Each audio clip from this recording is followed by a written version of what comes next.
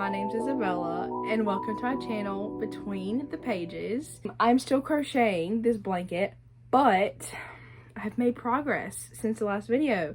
And if y'all can tell now, it's one of those like flower blankets, flower bouquet blankets where you grab it by the center and it's supposed to look like a bouquet of flowers.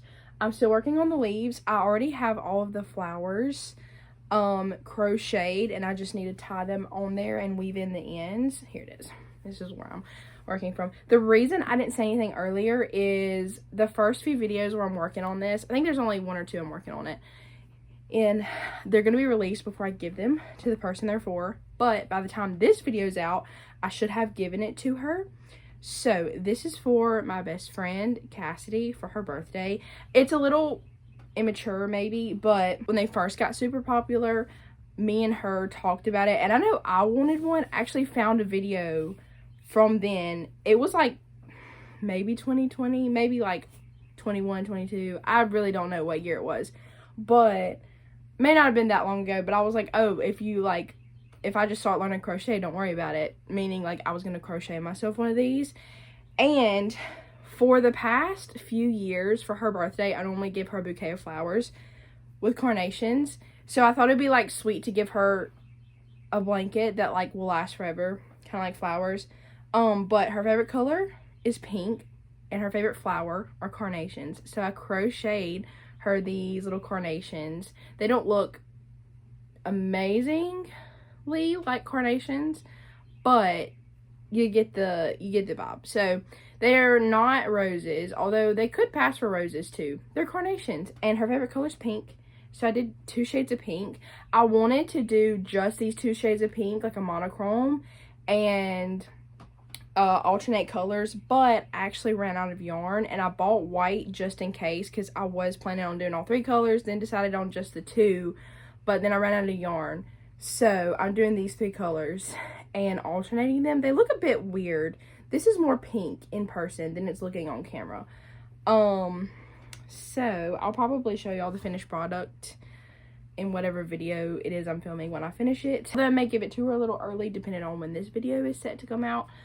But I've been very vague about what it was I was crocheting because I know she watches my videos, and they may have been out before I gave it to her. So anyways, there's that. I'm actually almost done with the flowers. Like, I've got this little bit left to do, or the leaves. This is where I started, and they're actually taking a lot less time than I thought. This is what they look like, but they're all curling up, but it's okay. It'll all work out. Also super excited about this Lime Slush Alani. I'm trying it for the first time. I'm so excited about this one. I'm very excited to try it. I feel like I'm rambling and none of it makes sense, but my mom's tried it already and she said it tastes like a lime Skittle. I love Skittles, especially the lime one, so very excited. Oh my gosh, it smells like a lime Skittle. It just smells like Skittles in general.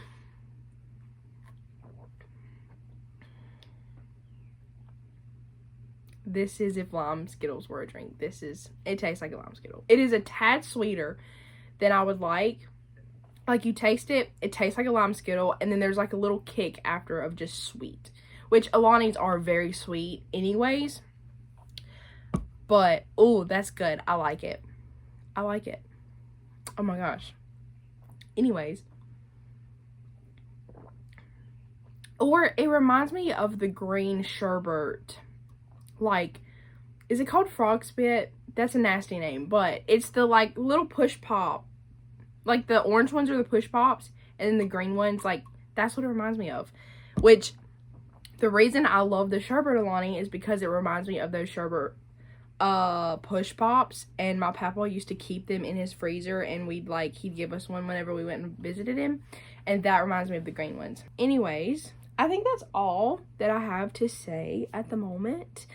let's get into the actual video. Today, we're going to be talking about the plot of The Horse and His Boy by C.S. Lewis. This is the first book chronologically and the fifth book in publication order of The Chronicles of Narnia by C.S. Lewis. I have a few things to tell y'all before we get into the actual story, so that my storytelling, my summary of the plot will make a little bit more sense.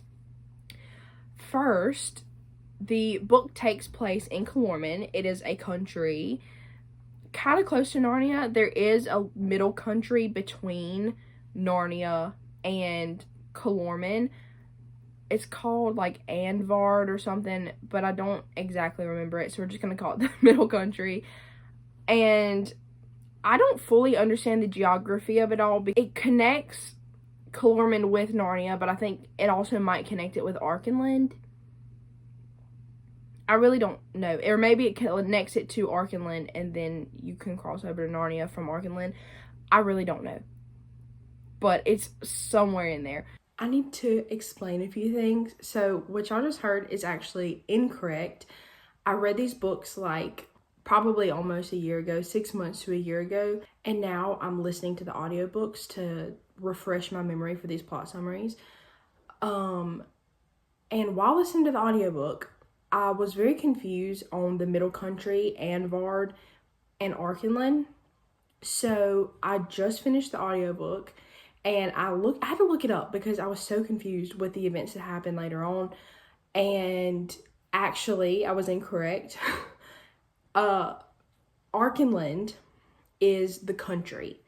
So the actual geography is Calormen, and Archenland is like the buffer zone between Narnia and Calormen.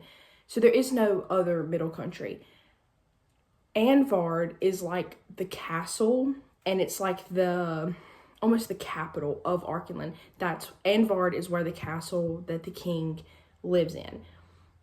That's why I was so confused, because I didn't remember there being a battle in Anvard. Spoiler, there is a battle later on. So that's why I was so confused about it, and that's why I was like, I don't even know what's going on, basically. So that's why I was kind of confused. But the reason I'm keeping that clip in it is because I do reference Middle Country, and instead of having to go back and refilm little clips and then remembering where to put all the little clips while I'm editing, I'm just gonna give y'all the little disclaimer right here. I was wrong. Anvard is the middle country, but it's not actually the middle country. It's the capital of Archenland. So Anvard and Archenland are kind of the same. Like, Anvard is in Archenland. So I was wrong, but I am going to have text show up on the screen anytime I reference the middle country. So yeah, let us get on with the video. And Calormen is predominantly a desert country. There's a lot of similarities between Calormen and like the Middle East. So I think C.S. Lewis took a lot of inspiration from the Middle East when writing the story. Now, in Calormen, there's a big city. It's called Tashbaan, and this is where a lot of the royals of Calormen live, or they go and visit it a lot. So Tashbaan is where the Tisroc lives. The Tisroc is like the king of Calormen.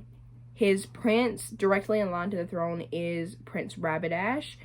Although the king does have more sons, but they're not even given a name, so they're really not that important for the story. The Tisroc has like a right-hand man called the Grand Vizier. I'll just call him the Grand Vizier.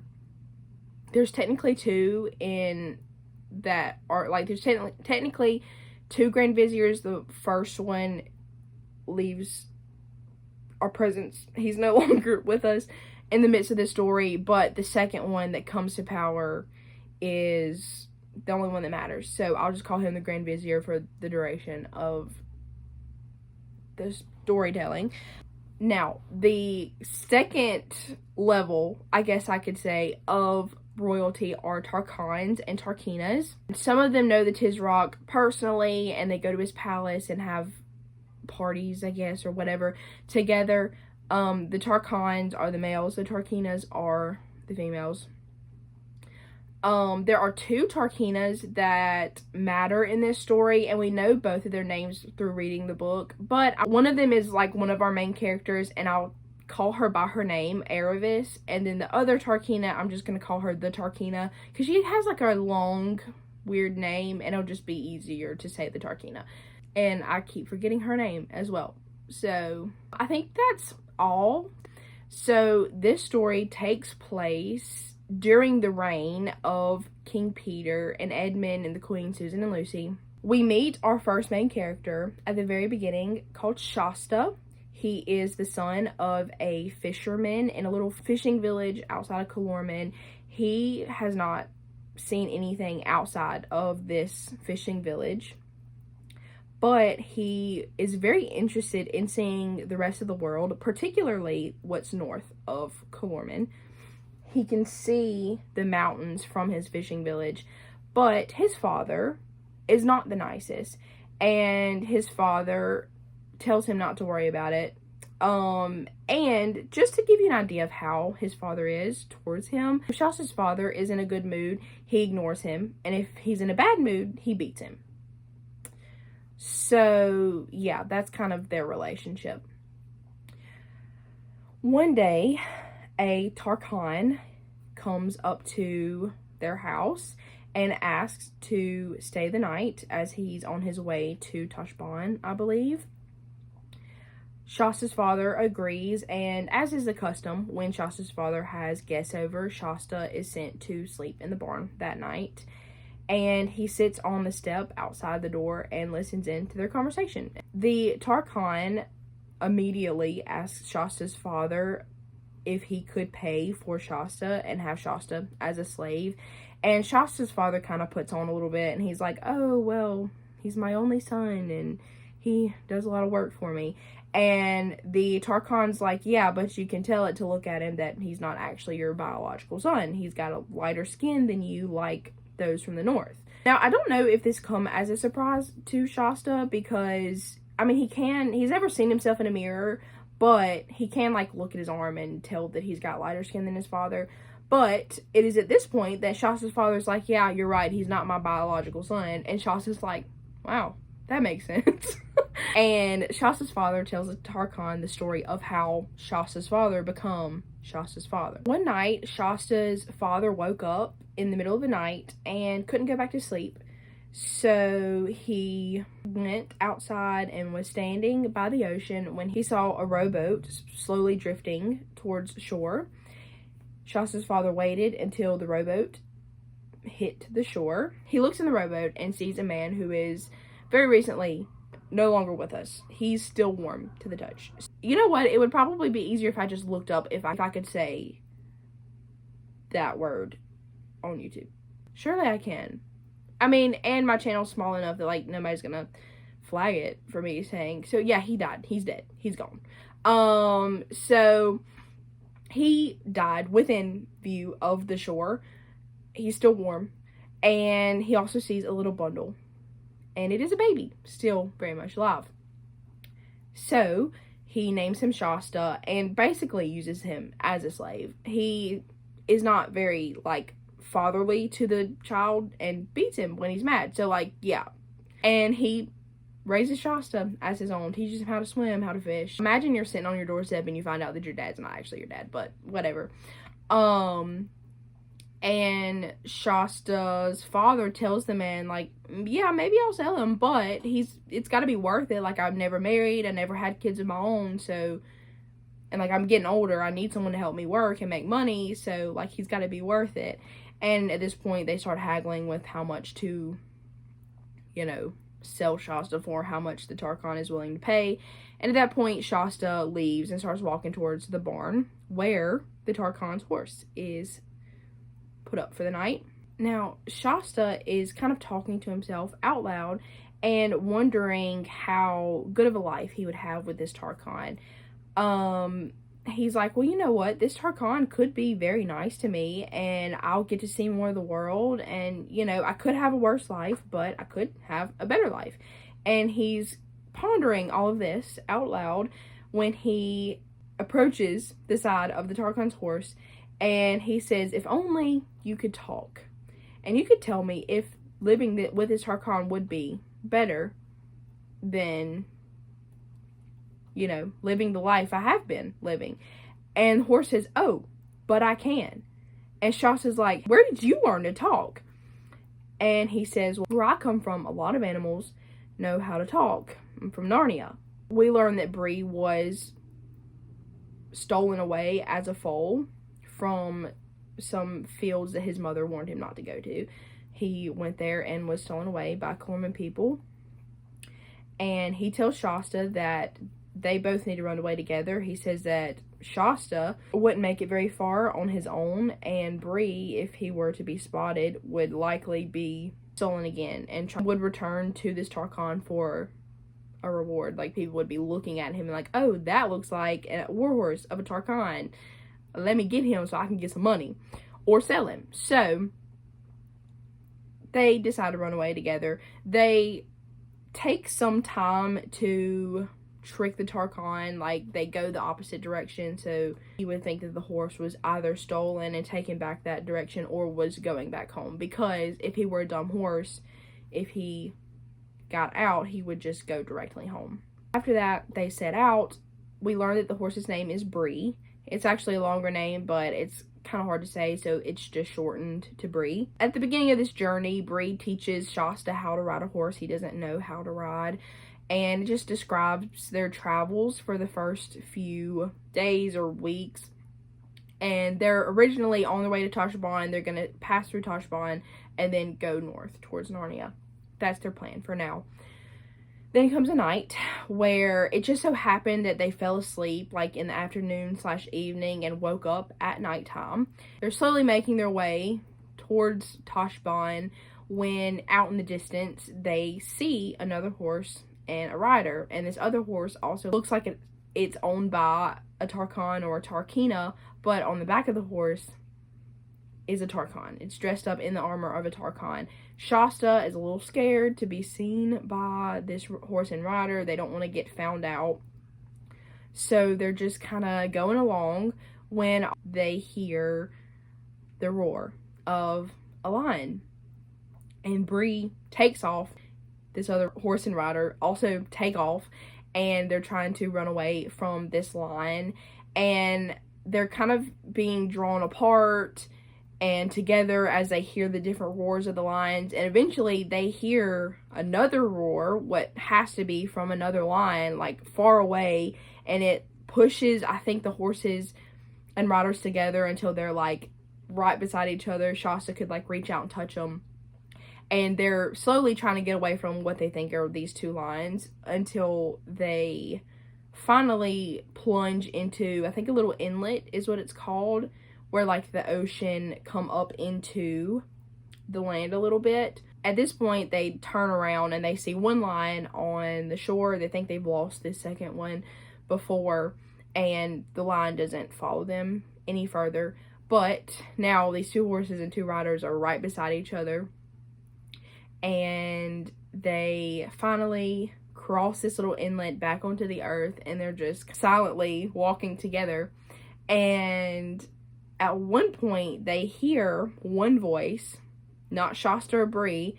They hear one of the voices say, "Oh, I'm so tired," and another voice saying, "Hush, Win." And then Bree is like, "Hey, I heard you. You're a talking horse. Are you from Narnia?" And the rider tries to kind of hush the horse, but Bree is like, I'm not gonna meet another, like a fellow Narnian in this strange country and not talk to him.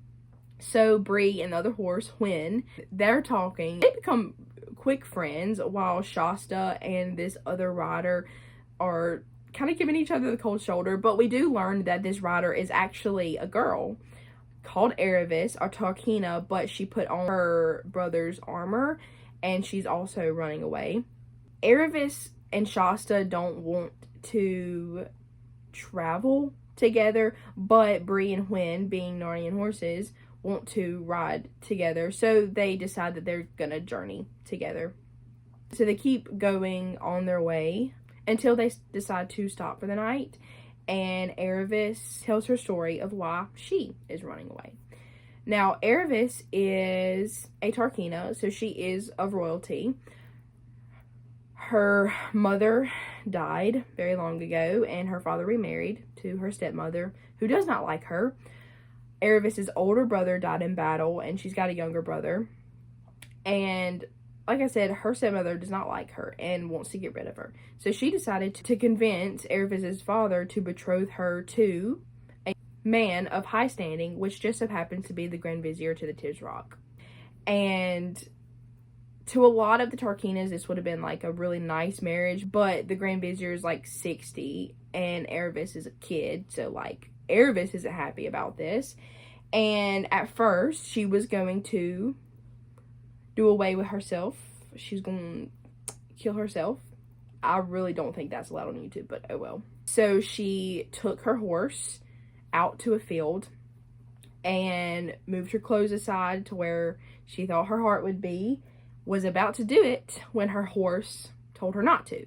And she thought her fear of death was like making her hallucinate. So she was about to do it again when her horse stopped her again, and she found out that her horse is actually from Narnia and is a talking horse. And they decided to run away to Narnia together. Aravis come up with a different plan on how to run away. So she put on her brightest clothing and went around her house dancing and laughing and smiling and acting like she was happy about her future marriage to the Grand Vizier. She asked her father if she could take her maid to go sacrifice to or pray or something to some god that they believe in. I don't know what it is. I don't think she called it a god, but I don't know. Also, Calormen does not believe in Aslan. They believe in Tash. But she asked if she can go sacrifice or whatever to somebody, something, because it's a custom, I guess, with the Tarkinas. He agrees, and she's supposed to be gone for 3 days. So she tells her maid to wake her up very early that next morning so they can set off on this journey. But she then drugs her maid so that she would sleep all night and well into the next day. And she packs up her horse and she leaves. She makes it to, I think, like this little town or something where there are some slaves that are basically the mail system. Like, they will send letters between different Tarkans and Tarkinas, and she sends a letter that is supposed to be from her betrothed, the Grand Vizier, to her father, Aravis's father. And it says that he met Aravis on his way to come marry her, and they were so excited about getting married that they just decided to go ahead and get married. And it invited Aravis's father to come see them so that they could celebrate the marriage or whatever. And she gets it sent to her father, so that buys her time. She has about 3 days before he will even begin looking for her, and then by that time the letter will make it to him, and that will give her even more time to escape. By the time he comes searching for her and the Grand Vizier, she'll be hopefully far out of reach. And from that point, she rides on until, I believe, she meets Bree and Shasta. And Shasta asks, well, what happened to the maid? And she's like, oh, she was probably, like, tortured or beaten or whatever. It really doesn't matter. Like, she was kind of an informant for my stepmom, so I don't really care about her. And Shasta was like, well, that wasn't very nice, but okay. So they sleep that night, wake up, and start heading towards Tashbaan. Now, when they get right outside of Tashbaan, they have to come up with a plan on how they're going to get through, because both Bree and Hwin look like horses of nobility, and Aravis is a Tarkina, and if she's seen in Calormen, people will recognize her, and they may think that Shasta's like kidnapped all 3 of them or something. So they decide to dress Aravis in some beggar's clothing, and Shasta's clothing is already pretty ragged, so they don't have to do much for him. And they dress Bree and Hwin up as pack horses. They cut their tails very short and roughly, and they pack up all their things into cloth in sacks and then just put them on the horses like pack horses. They also come up with a plan that if any of them are separated from the rest, that they are to meet at the tombs of like the Calormen royalty, I guess. I really don't know. Outside of Tashbaan, on the other side of Tashbaan. They say this is the perfect meeting place because Calormen people are very superstitious and don't ever go near the tombs because they believe there'll be a bunch of ghouls awaiting them. So that is their meeting place if they get separated in Tashbaan. They have to wait until the next day because Tashbaan closes their gates at night. They sleep outside the gates that night and enter the next morning.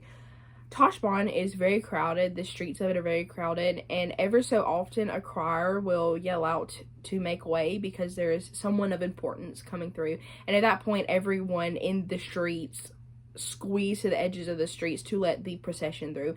And a lot of it is Tarkans or Tarkinas. It makes getting through Tashbaan a very slow process. One of these times, when a procession is coming through, it is not for a Tarkan or a Tarkina. It is actually for Narnians.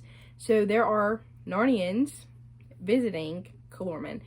So the cry comes out to make way for the Narnians, and they make way. So as our little group is watching this procession, one of the men look over, makes eye contact with Shasta, and grabs him by the arm and yanks him into the procession. And he's like, "Where have you been? We have been looking everywhere for you. Queen Lucy is crying her eyes out because she thinks you've run away or been lost." And Shasta does not know what to say because, like, he's not going to call out to Bree and Hwin and give away the fact that they're talking horses. He doesn't want to give Erebus away, so he just goes with them. And he doesn't know what to say, but by the things that they're telling him, he thinks that they think he's like a king or a prince or something. So Shasta silently goes with them until they make it to, I believe, the Tisrock's palace. That's where they're staying. Or maybe Prince Rabadash's palace, if he has a different one. I really don't know. But wherever they're staying, they take him up to a room, and all of the Narnians are meeting together. They lay Shasta down on a couch because he won't really answer any of their questions. He doesn't know what to say. So they think he's suffering from like a heat stroke or something. So they give him something cold to drink. And also Mr. Tumnus is with them. So he's like the one that's kind of taking after or looking after Shasta. He gives him something cool to drink. And Shasta just lays there and listens to everything the Narnians are saying. So Prince Edmund, Queen Susan, and Queen Lucy are all there. King Peter is not there because he's, I think, forming like a raid with some of the giants to the north, or like trying to speak peace with them. Something along the lines. Like he's out somewhere else. He's not in Narnia either. And then there's Mr. Tumnus, there's one or two dwarves, and I think a raven. So they're all talking, and basically the reason why they're in Calormen is because Prince Rabadash is after Susan to be his wife.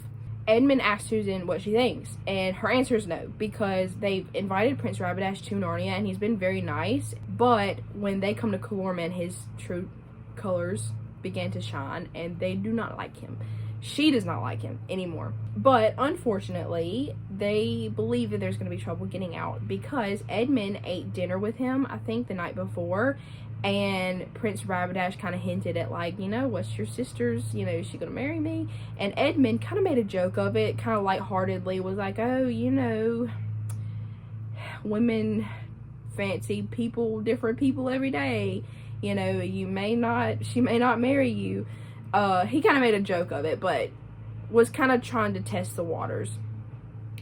And Prince Rabadash said something about basically taking her as a wife anyways, whether she wants it or not. And Edmund was like, oh, we're in danger.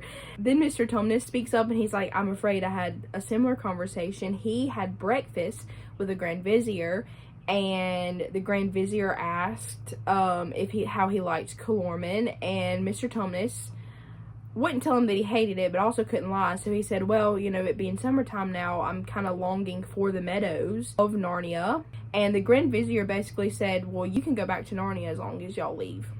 a bride for Prince Rapidash. So, very hostile words are being spoken.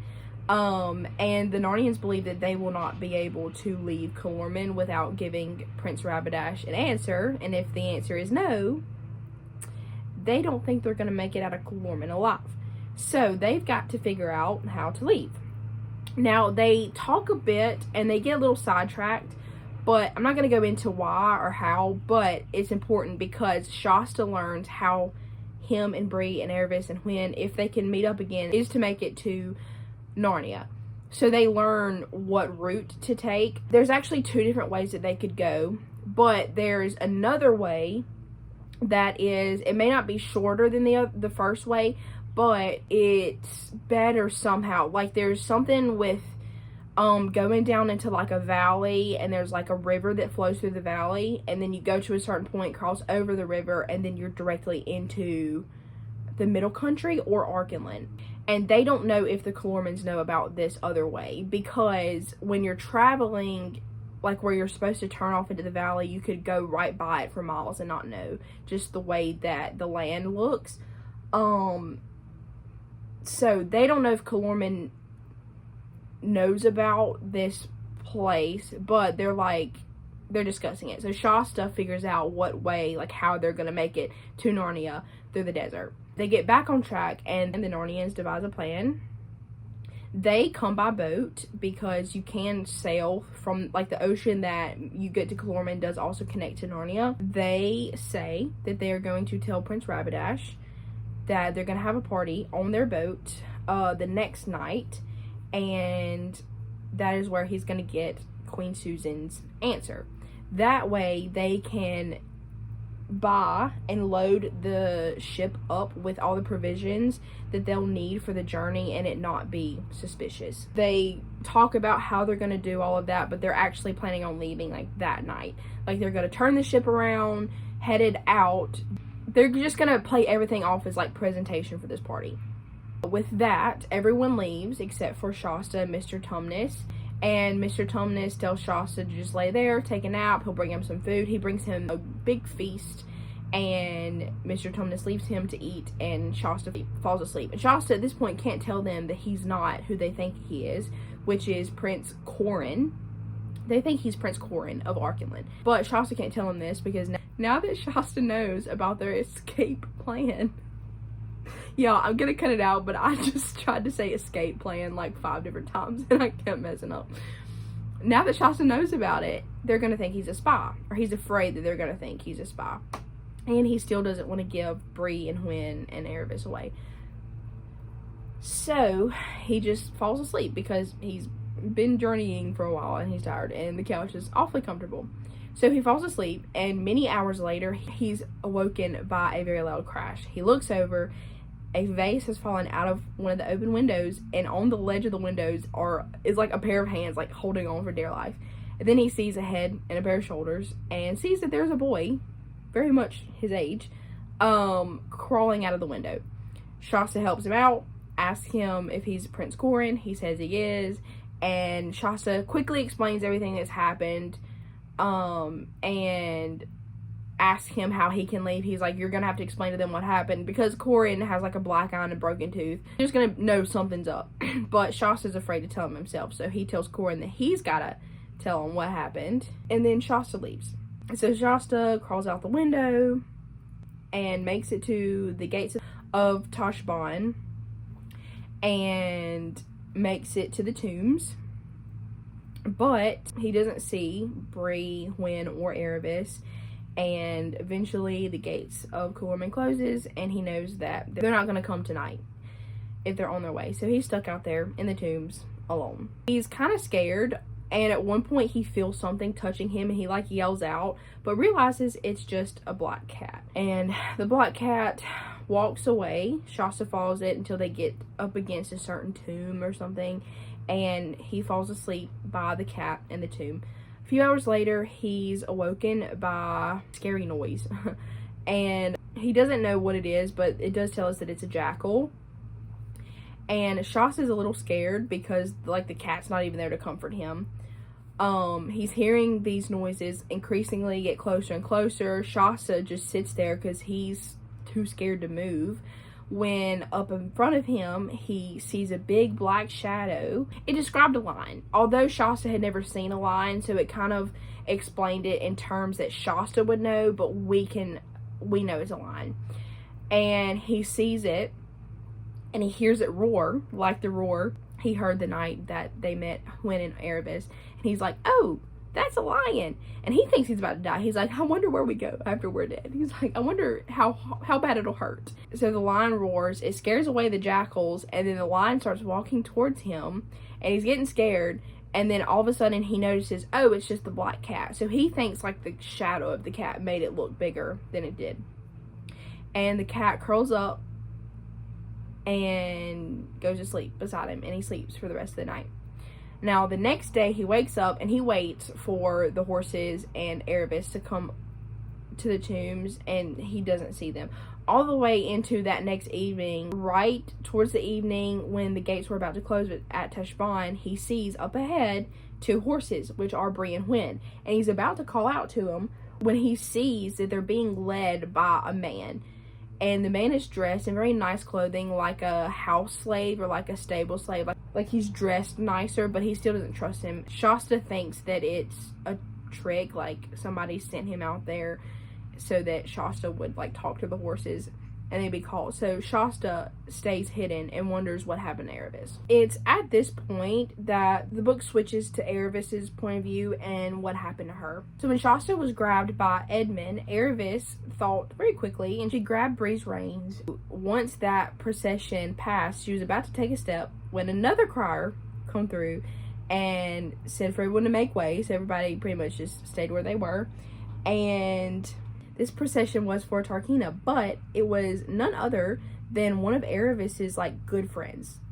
And this is the Tarkheena I was talking about in the beginning of the video. I'm just going to call her the Tarkheena. But the Tarkheena was riding in a litter, and Erebus looked up at her to see how she looked because Erebus hadn't seen her in a while. They made eye contact, and then the Tarkheena was like, oh, Erebus, what are you doing here?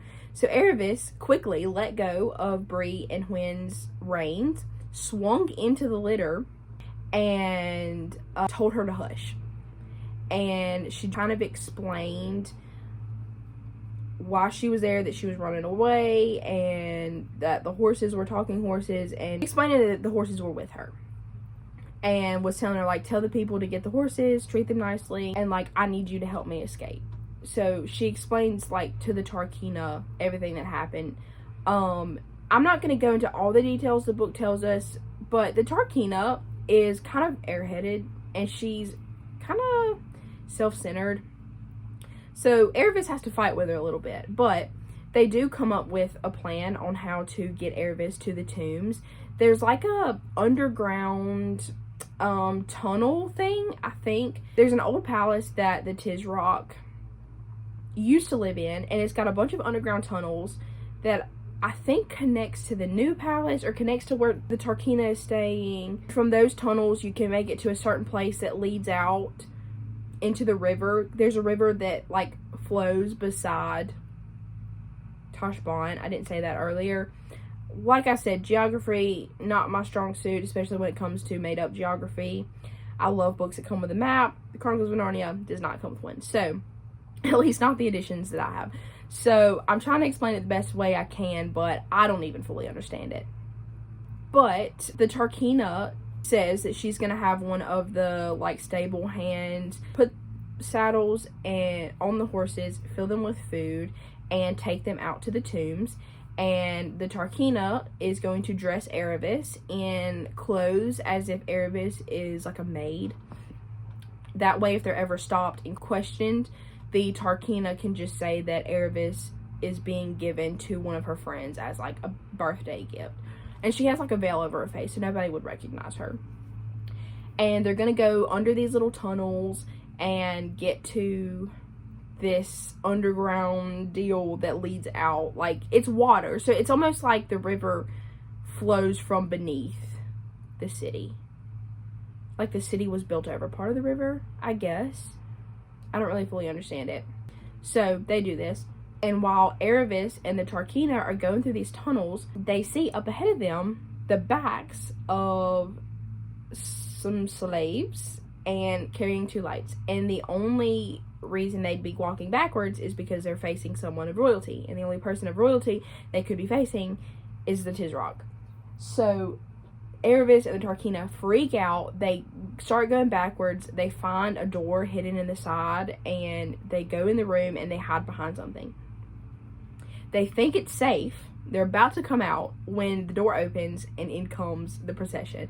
It's the 2 slaves with their backs turned towards Aravis and the Tarkina. Then the Tizrock, he sits down behind, like they're hidden behind a sofa. He sits down in the sofa that they are hiding behind. And then comes in Prince Rabidash and the Grand Vizier.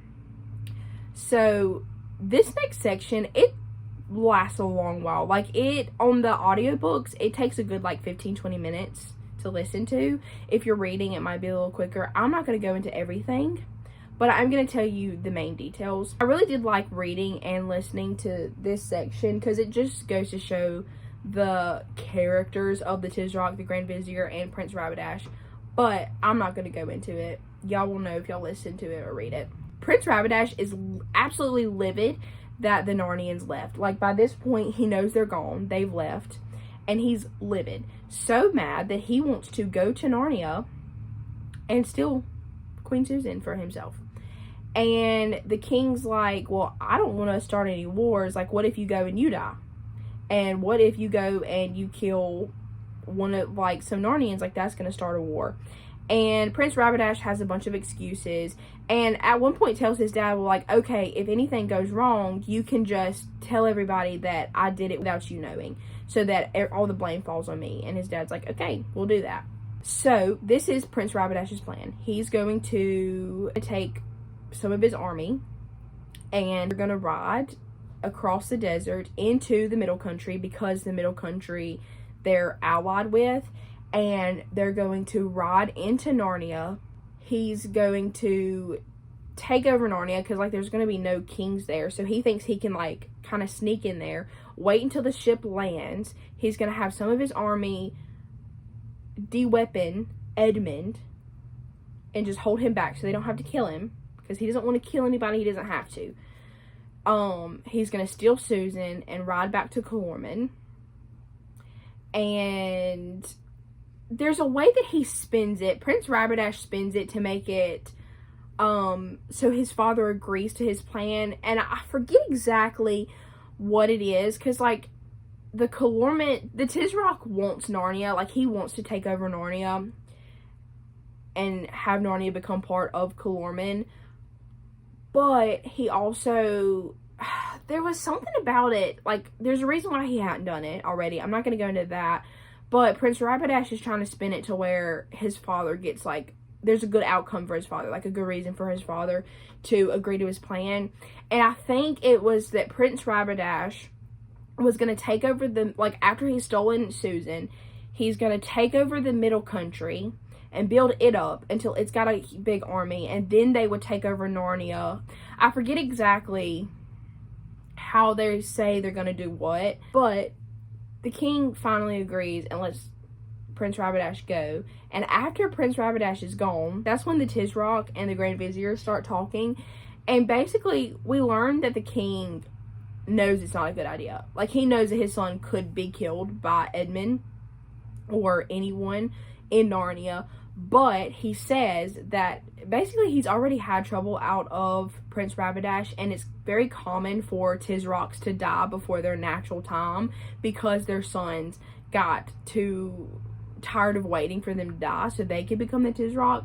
And he would much rather his son let off some of that pent-up anger out in Narnia rather than in Calormen. So the Tizrock is fully prepared to throw his son under the bus if something doesn't go right. Like, it's fully only for his own benefit that he let his son go and do this, which is crazy to me, but whatever.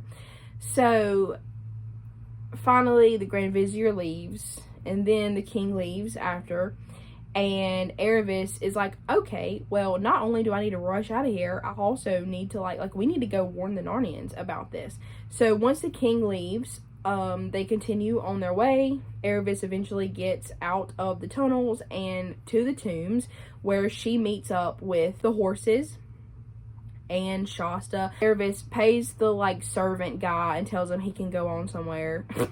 That sounded mean. Once the horses and Shasta and Erebus are all reunited, Erebus quickly explains what's happening, and they set out towards Archenland and Narnia. So this next part of the book explains just how hard of a journey that they had. Hwin and Bree were carrying both children and just trying to get to Archenland as quickly as possible with no breaks. I don't know exactly how long they're riding. I think it's like pretty close to like a full day of riding with no breaks. They finally get to a certain point that the Narnians were talking about that they were looking out for, and it was the beginning of a stream. And this is where they took their first break. Everybody drank water and they rested for a bit. And all of them knew that they shouldn't lay down and rest, that they needed to get up and keep going.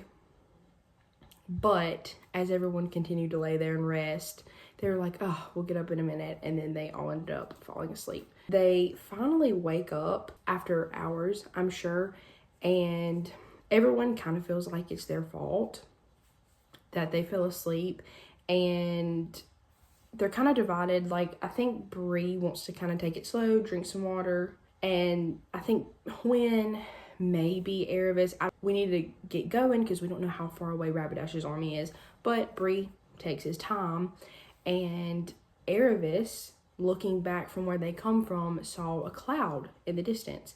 At first they think it's a sandstorm, but there's no wind, and they realize it is Rabadash's army. So that gives them a little extra adrenaline, and they start once again riding across this desert, trying to make it to Archenland before Prince Rabadash and his army. The book mentions that Bree and Hwin both thought that they were running, galloping, whatever you call it, as quickly as they could. They were going as quickly as they thought they could. I think at some point they do switch over. They get to Archenland, but they need to get somewhere to warn the king of Archenland, King Lune. So they're riding, and all of a sudden behind them there is the sound of a lion roaring. They look back. For sure, there's a lion back there. So they see the lion. This definitely gives them that extra boost of adrenaline, and Bree quickly outruns Hwin, and they see up ahead of them a big green wall, I think it says, like a hedge, and in it is an open gate, and standing in the open space of the gate is an old man. This is the Hermit of the Southern March. Shasta sees that up ahead, so that is their goal. Like, maybe if they can get up there, in there, they'll be safe from the lion. So Shasta sees that. I'm sure Erebus and Hwin see it too. Shasta looks back, and the lion is getting closer and closer and closer. And now Hwin and Erebus they're in more direct danger than Shasta and Bree, because Bree is outrunning Hwin. As Shasta's looking back, he sees the lion start to paw at Hwin, and Shasta tries to tell Bree that they need to turn around, but Bree does not hear him. So Shasta jumps off of Bree in the safest way possible, and he goes back to try and help Hwin and Erebus, although he doesn't know what he's gonna do.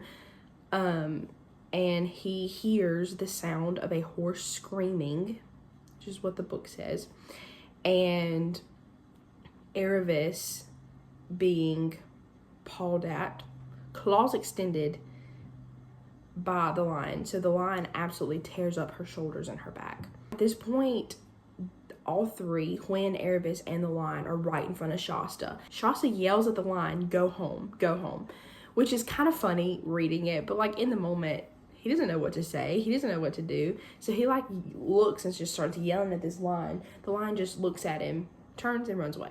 Erebus stayed on Hwin, so they all run into the gate and they're safe. Shasta explains to this hermit what they're doing and what is going to happen, And the hermit says, okay, well, if you go on ahead out of a different gate, you just keep going straight, you'll find someone to warn.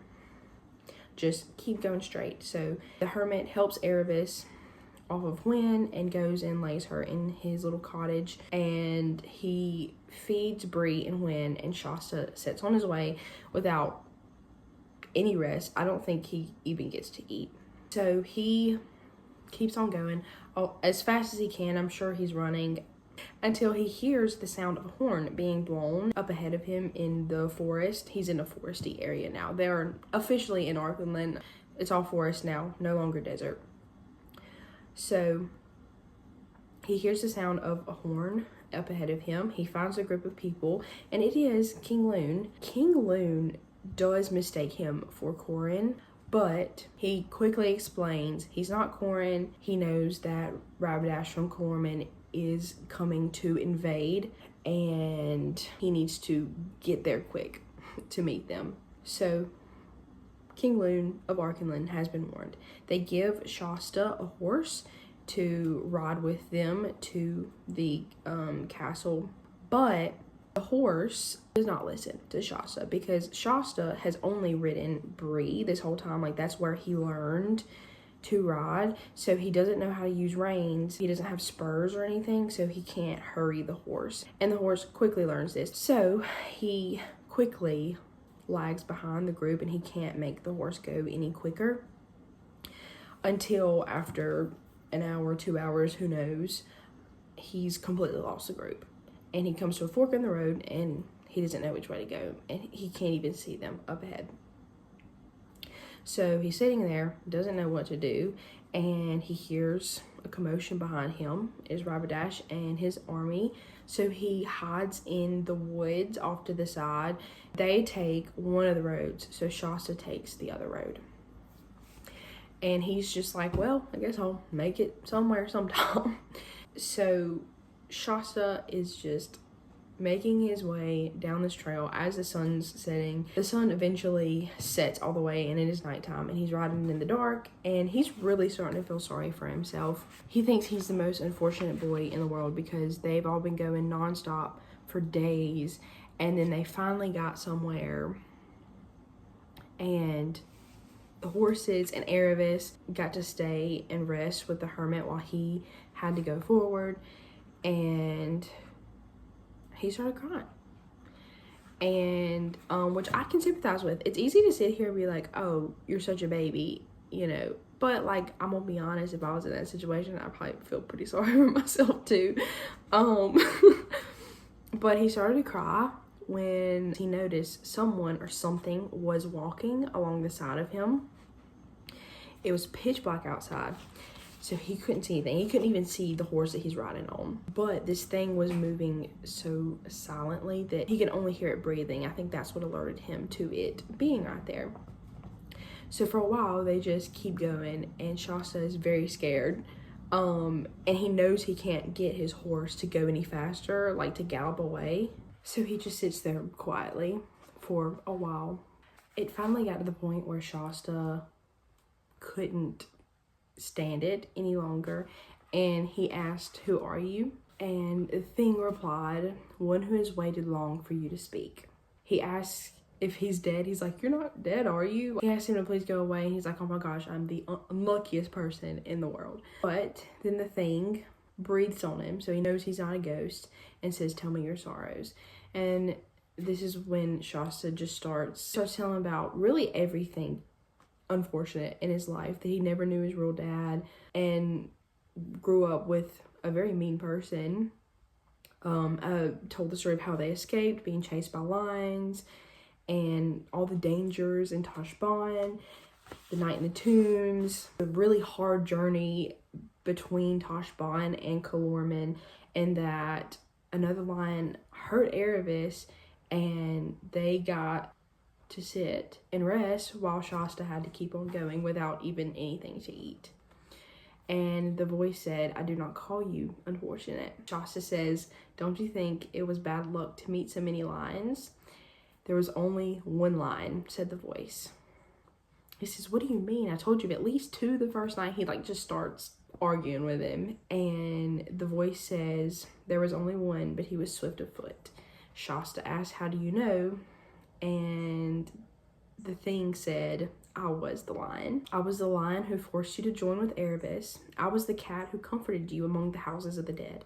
I was the lion who drove the jackals from you while you slept. I was the lion who gave the horses the new strength of fear for the last mile so that you should reach King Lune in time. And I was the lion you do not remember who pushed the boat in which you lay, a child near death, so that it came to shore where a man sat, wakeful at midnight, to receive you." And he asked about him wounding Erebus, and he said that he was the lion, but he was not going to tell him her story. He was only going to tell Shasta his own story. Shasta asked who he was, and he said, "Myself." He was no longer afraid of the voice. The nighttime is coming to an end at this point. The mist outside is slowly lightening from black to gray. He starts to hear birds sing, and to his left is a big golden light. He thinks it's the sun. He looks over, and it is the lion. And like the mist and the light and the lion all kind of mix together, and the lion disappears. After the lion disappears, Shasta kind of feels like it was a dream, but he saw a huge footprint and knew that it was from the lion, so it was not a dream. And he keeps going on forward until he hears a voice first, and it says like "good morning" or something. He looks down, and I think it's a hedgehog maybe. So he's now in Narnia, and he says "good morning," tries to tell him about Archenland being invaded and that he needs to go tell the kings and queens of Narnia to come help. But the hedgehog's like, "Well, I'm about to go to sleep." And then I don't know if birds can talk. Yeah, I think some birds come, maybe a rabbit, and they're all discussing like, "Oh, Archenland's being invaded. Somebody should help with that." And it does say that this is the golden age of Narnia, when the kings, Peter and Edmund, and the queen, Susan and Lucy, while they're all reigning on the throne in Narnia, it is the golden age of Narnia. So they've gotten very careless with danger because it's been such a peaceful, wonderful time. But eventually, a dwarf and a stag, I think, walk into this little group, and Shasta tells them what's going on, and the dwarf's like, "Oh, we need to go tell them, like, now." And he asks if there's anybody quicker than him that can go. The stag tells him that he can, ask what to tell him, and he takes off. And the dwarf's like, "Well, he'll find them. We're good now. You can rest." The dwarf invites Shasta over to his home that he lives with, I think, his two brothers. They're cooking breakfast. They feed Shasta a very nice breakfast. After they're done eating, they go outside, and the dwarf is showing him everything that they can see from their view, and Shasta falls asleep like in the middle of the dwarf talking to him. I think they lay Shasta down in a bed, and many hours later he wakes back up. He goes outside and he sees a procession coming towards them. It is King Edmund, Queen Lucy, and Corin is with them. Corin greets him. He meets Edmund officially as Shasta. Corin explains to them that they had just gotten back to Narnia like the day before, and that Corin was going to go see a battle. They were supposed to try and keep Corin out of the battle, but as we'll see in a moment, that doesn't work. Corin is very much a troublemaker, but they give Shasta a horse and let him go along with them, but they're supposed to stay out of the battle. Susan isn't going with them. She's not one to fight, but Lucy does like to stand back and be an archer, so she does fight a good bit, I think. So they make their way to Archenland. They get to the battle, and somehow Corin and Shasta kind of sneak their way into the battle. Like, I think they were told to stay back at one point, and they did until the end of the line. Like, they went back to the end of the line and they kept going so that Edmund and Lucy couldn't see them. But they make it to Archenland. They see the battle. I'm not going to go into details with the battle. Y'all can read it or listen to it for yourselves. But Rapidash is trying to batter down the gate of Archenland, and King Lune and his men are shooting at them with arrows from the walls. and then the Narnians are coming up behind them. So the Calormen army is kind of like sandwiched between two enemies. They're not in a good spot. But Shasta and Qhorin ride forward, and Qhorin, we do learn later, manages to kill at least one Calormen. Like, he does decently well, but I think he's knocked off of his horse, or he stays safe until the end of the battle. I don't really know. Shasta quickly is knocked off of his horse, and at that point, we switch to the point of view of the hermit. So at this point, Bree and Hwyn, they're living the good life, eating good food. The hermit is taking very good care of them, and Aravis is well enough to walk around. Now the hermit, his little special ability is there's a pool in his little secluded garden where he can see things that are happening at that moment. He can't see into the future. I don't think he can see into the past, but he can see what's happening at that moment in different parts of this world, not just in Narnia. So he's at this point looking at the battle, and he's explaining everything that happens because he's the only one that can see what's happening in the pool. And I think I explained the whole deal with this in the review. It very much reminded me of like a crystal ball, but it doesn't have that feel when you're reading the book, but it's not the same. Like, C.S. Lewis might have drawn inspiration from that, who knows, but it's not with ill intent. I will say in the next book, there is a use of a dark magic, kind of like Jadis in The Magician's Nephew and The Lion, the Witch, and the Wardrobe. That's the bad stuff, okay?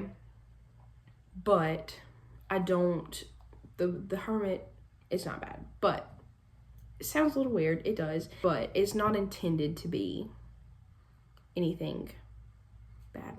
I explained that so horribly, but anyways, so he sees Qhorin and Shasta, and he's like, why did they let these kids on the battlefield? Like, that's bad to them. It's more harmful to like the battle and to their army than they are help. But he doesn't know that they snuck in there pretty much. So this is where we learn that Qhorin did manage to kill at least one Calormen, but then he looks at Shasta, and Shasta knows how to stay on a horse, but not in battle. He doesn't know how to position his body to keep himself safe, and he doesn't know how to swing his sword. So like, one whole side is exposed. Like, he could very easily be hurt if a Calormen were to target him, and he near about cuts his horse's head off swinging his sword around.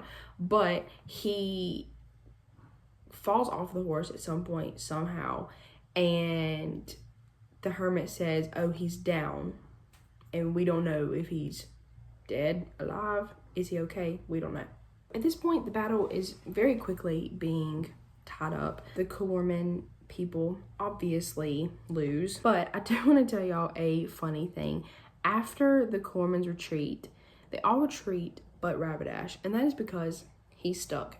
At one point, one of the giants that was in the battle tried to like step on Rapidash and missed him. Like, he had spikes on his boot, the giant did, and managed to split his shirt. Then Rapidash got to the wall of the castle that they were trying to ram down, and he stood up on like a little block or something that was there, and he was fighting from up high, so he had the advantage. But then he remembered, oh, there's archers back there, so actually they have the advantage because now they can see me above like all these people.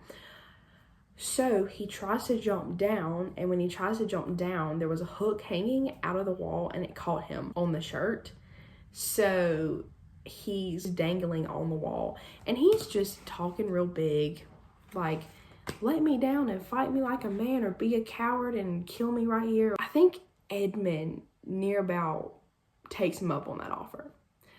But King Lune says that if a week ago we had been given the challenge, that nobody would have refused. But since he come there, tried to sneak attack them when they had done nothing to him, he's a traitor, basically, and said that you need to be treated as a traitor, not an enemy. So, like, he needs to be, like, whipped or something. So he spares his life, King Lune does. So they bind him and they take him away.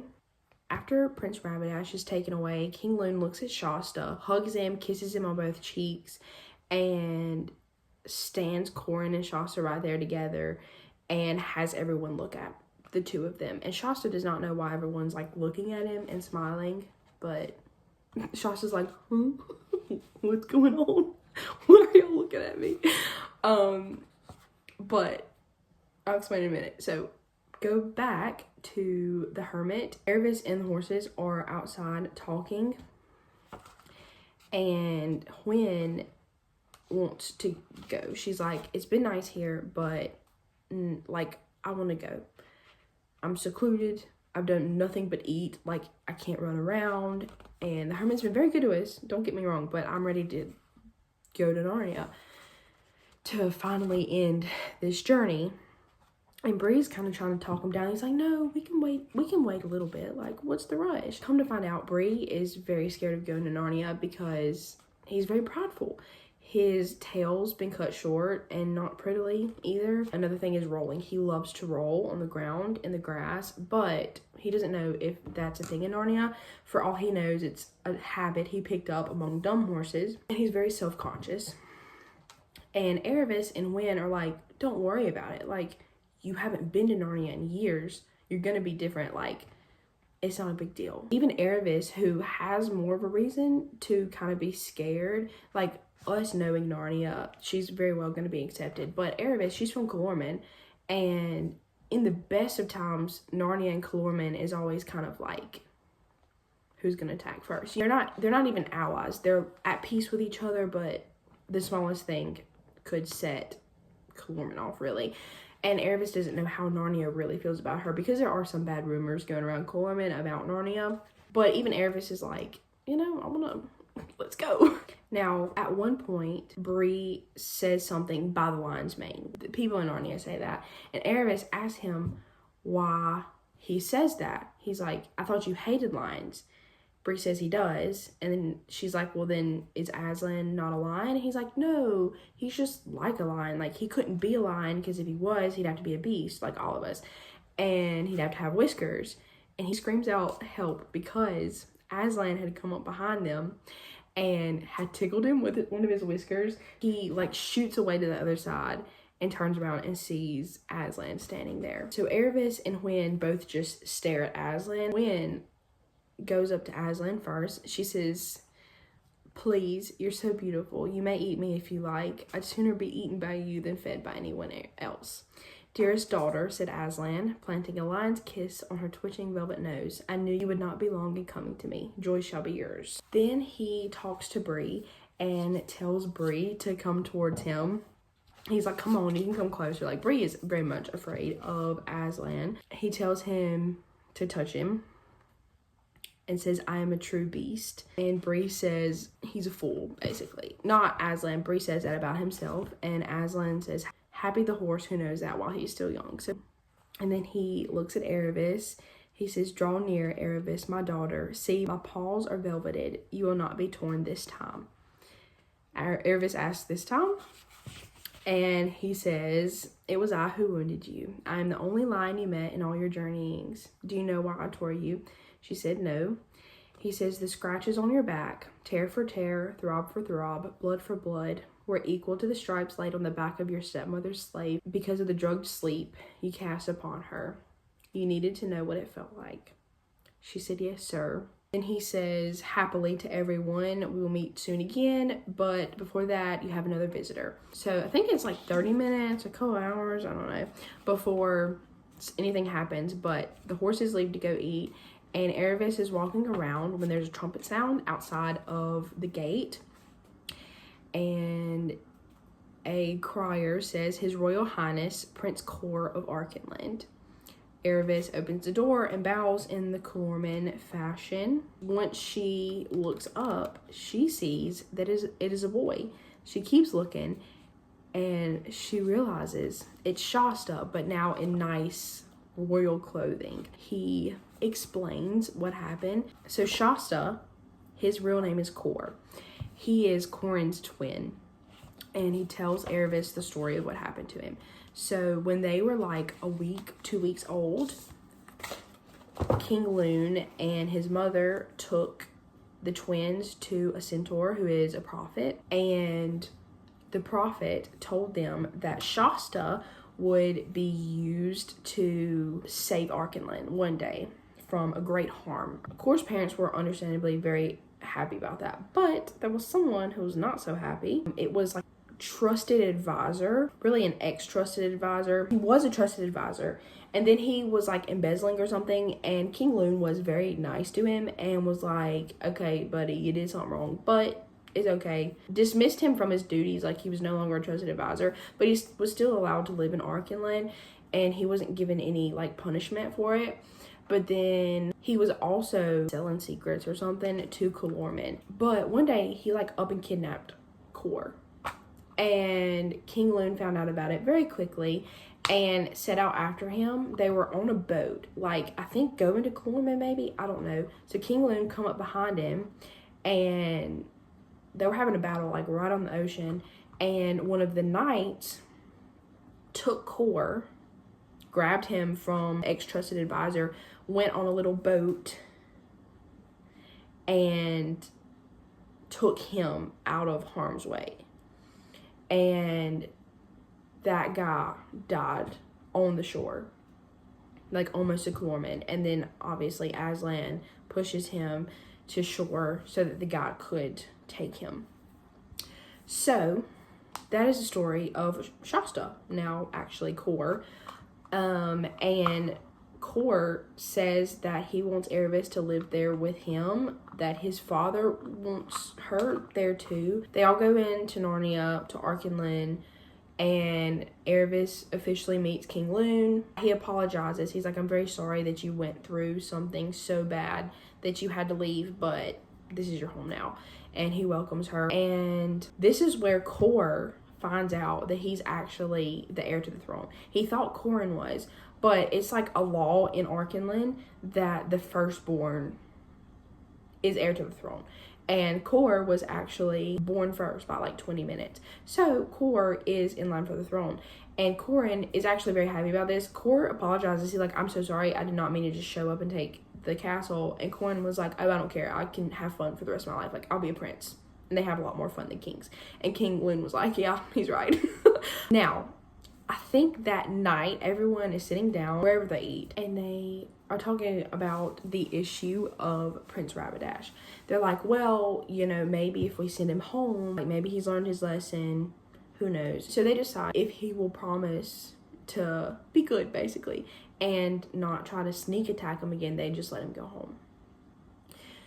So they bring Prince Rabidash out, and although he had been staying not even in a prison cell, he had a nice room, food, he was set up, but you would think he had been left in the deepest, darkest, stinkiest dungeon because he looked disheveled. He had refused any food or water that they'd given him, like paced all night, cursing at everyone, like he had a bad attitude, okay? So they bring him in front, and he immediately just starts talking real big for a man that tried to sneak attack and was beaten, and is now handcuffed in front of the people that beat you. Like, he was talking smack for no reason. Rabidash is just talking smack in front of these people, and Lucy and King Loon, they're trying to tell him like to calm down, or they're trying to be nice to him, and he's just talking smack. Well, then he turns it on Aslan, and he starts talking smack about Aslan. Rabidash does not know this because he's facing towards the table, but Aslan actually appears behind him. He turns around and looks at him, and then starts like making funny faces. Everyone is kind of like laughing at him or wonders what's wrong with his face. But he was trying to do it to intimidate Aslan, because like anytime he made that face in Calormen, everybody was terrified, but it's because he's the prince, and if he wanted to, he could like call for your death. So of course when he starts making funny faces, everyone's gonna be scared.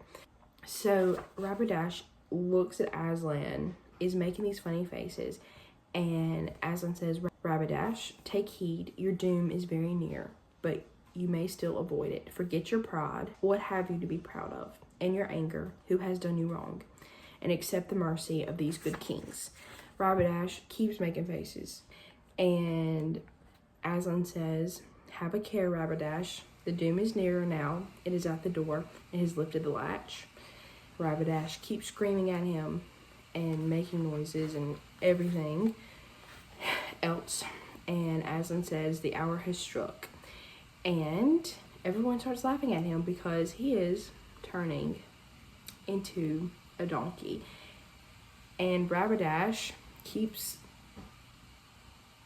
yelling and talking until he's just making donkey noises. Now, Aslan says, now hear me, Rabbadash. Justice shall be mixed with mercy. You shall not always be an A-word, but donkey. You have appealed to Tash, and in the temple of Tash you shall be healed. You must stand before the altar of Tash in Tashbaan at the great autumn feast this year, and there, in the sight of all Tashbaan, your donkey's shape will fall from you, and all men will know you for Prince Rabbadash. But as long as you live, if ever you go more than 10 miles away from the great temple in Tashbaan, you shall instantly become again as you are now, and from that second change there will be no return. There was a silence, and Aslan was gone, and King Lune promises to give him the very best to ship him back to Calormen. And it does mention that for years afterwards, and even after his death, that Rabbadash was, to his face, he was always called Rabbadash the Peacemaker, but after his death, behind his back, he was called Rabbadash the Ridiculous, which is very funny to me. So then I believe they have a grand old time. They have a little celebration in Anvard.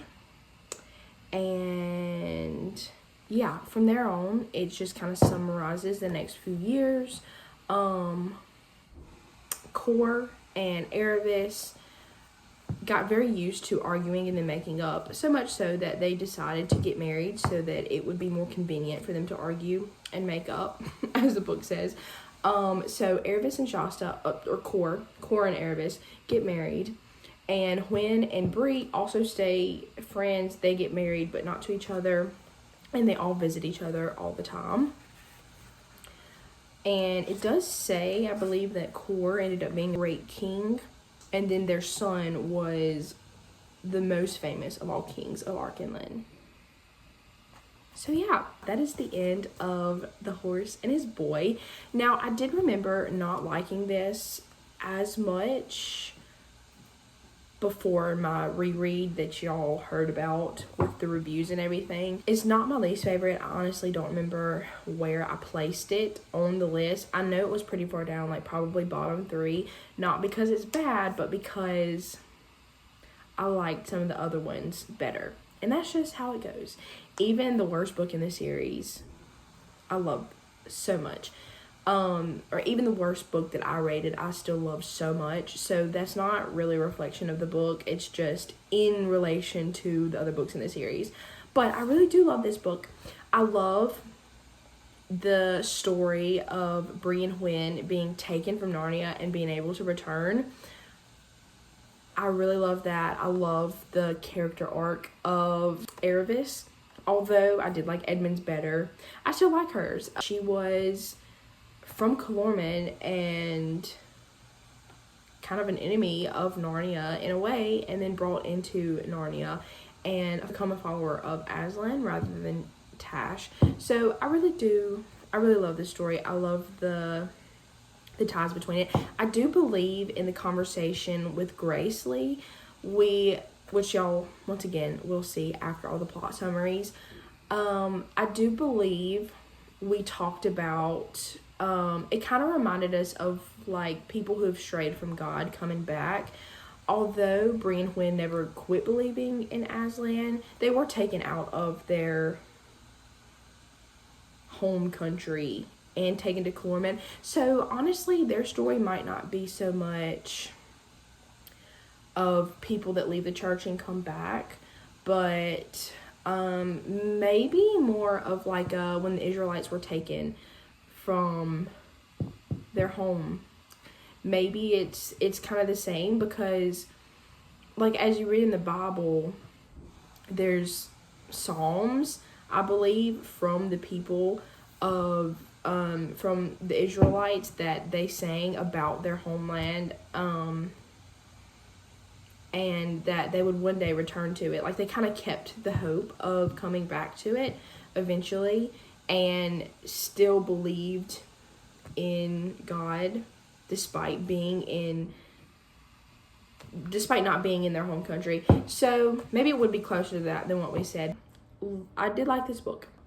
Hate that I had to give it such a low rating. I don't even remember what my rating was, but I really do like it. A very enjoyable read. There's just so many that are so much better in my opinion. So yeah, I think that is all I have to say about the book. Yeah, I think that's all. I hope you all enjoyed the video.